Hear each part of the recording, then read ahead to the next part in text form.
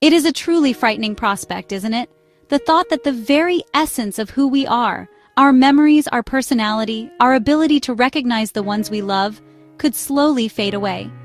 Alzheimer's disease is a shadow that looms large in our modern world, affecting millions of people and their families. For decades, scientists have been locked in a determined battle against it, searching for a cure. Many of us are left wondering, is there anything we can do ourselves right now to protect our precious brains? This question has sparked a fascinating journey into the world of nutrition and natural compounds. Could the answers, or at least part of them, be hiding in plain sight? We will be looking at two particularly interesting candidates. The first is a compound found in one of the world's most popular beverages, green tea. The second is a humble vitamin, something our bodies need for basic functions. So, let's arm ourselves with the facts and explore what these two simple natural substances can truly offer in the fight against Alzheimer's disease. Let's start with that comforting cup of green tea. What makes it so special? Well, it is packed with powerful plant compounds called polyphenols. It's called epigallocatechin 3-gallate, but let's just call it by its much friendlier name, EGCG. EGCG is a potent antioxidant, which means it acts like a cellular bodyguard, protecting our cells from damage caused by unstable molecules known as free radicals. This kind of damage, called oxidative stress, is a bit like rust on a car. It wears things down over time, and the brain is particularly vulnerable to its effects. One of the hallmarks of the disease is the buildup of sticky protein clumps in the brain called amyloid plaques. Think of these plaques as disruptive gunk that gums up the works, interfering with the communication between brain cells or neurons. In laboratory and animal studies, scientists have observed something quite remarkable. When they introduced EGCG to models of Alzheimer's, it appeared to interfere with the formation of these toxic plaques.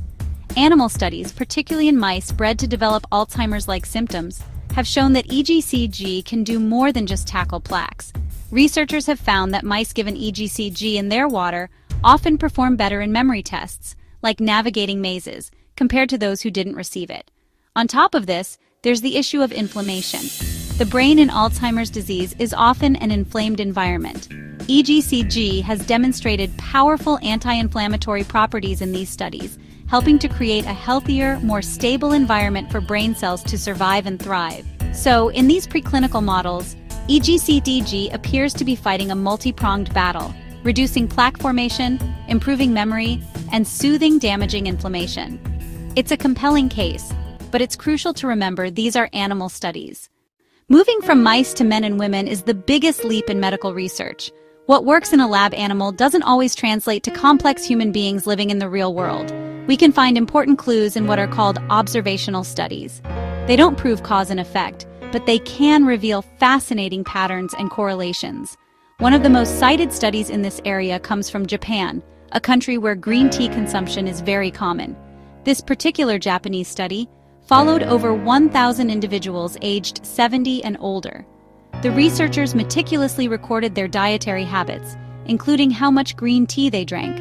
The individuals who drank green tea most frequently, 1 or more cups per day, had a significantly lower prevalence of cognitive impairment compared to those who drank less or none at all. This link remained even after the scientists adjusted for other factors like age, education, and overall health status.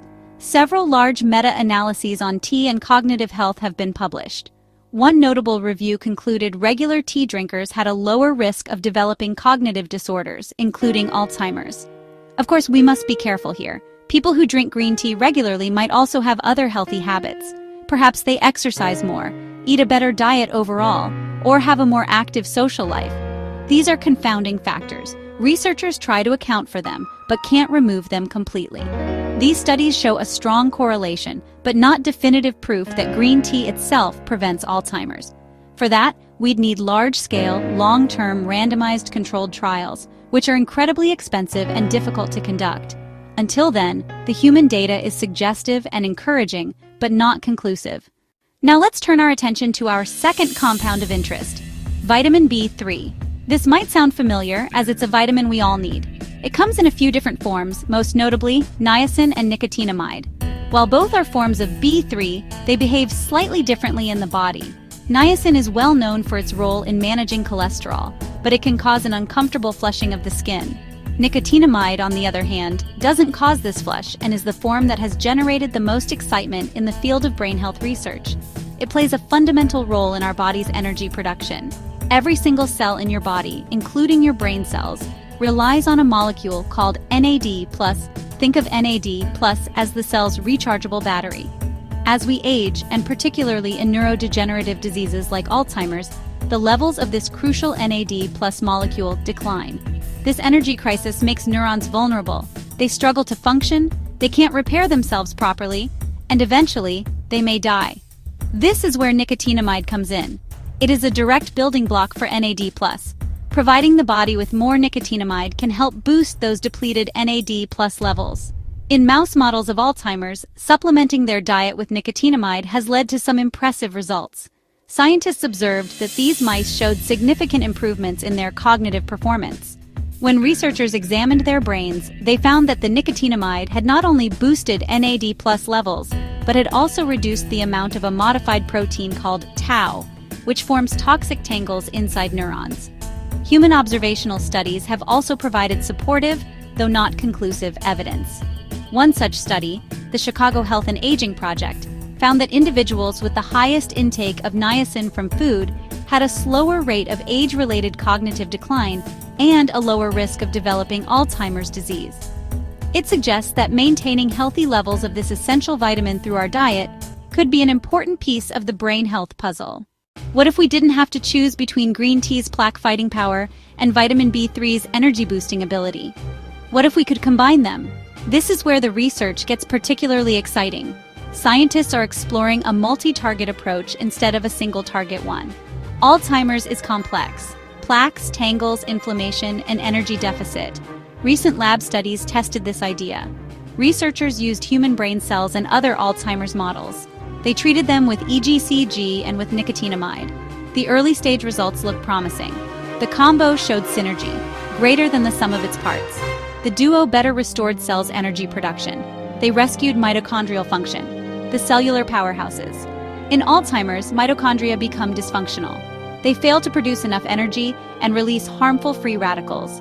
The treatment rebooted mitochondria and boosted NAD+ levels, and improved overall mitochondrial health, letting cells defend themselves better and become more resilient to amyloid plaque toxicity.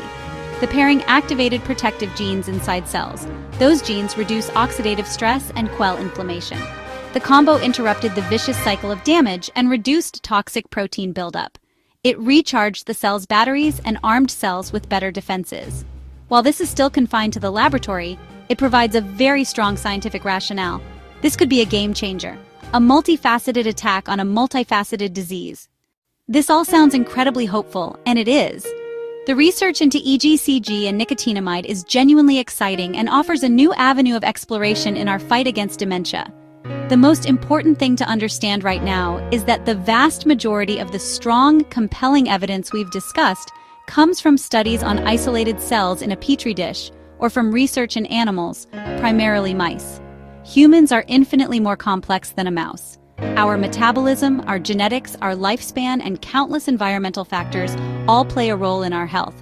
We are still waiting for the gold standard of proof: large, long-term, randomized controlled trials in humans. By tracking treated and placebo groups over several years, scientists can definitively determine if the treatment works and if it is safe. Until those results are in, we must consider this approach promising but unproven for preventing or treating Alzheimer's. This is why we must avoid jumping to conclusions and thinking of these compounds as a cure. They are not. The science suggests they may have a protective role, potentially slowing down the processes that lead to brain cell damage. Think of it less as a silver bullet and more as a potential part of a broader, brain-healthy lifestyle that also includes exercise, a balanced diet, and social engagement. The promise is real, but the definitive proof for humans is still on the horizon, and we must be patient and critical as we await more robust data. So, after exploring all this science, what are the practical takeaways? What can you do with this information right now? Let's start with green tea.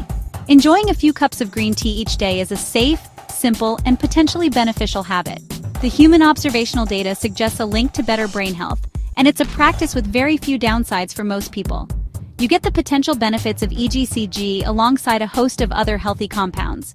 There is no need to seek out high-dose EGCG supplements, which can, in rare cases, cause liver issues.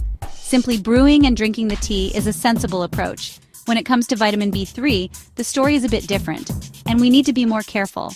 While getting enough niacin from your diet is clearly important, rushing out to buy high-dose supplements is not a good idea.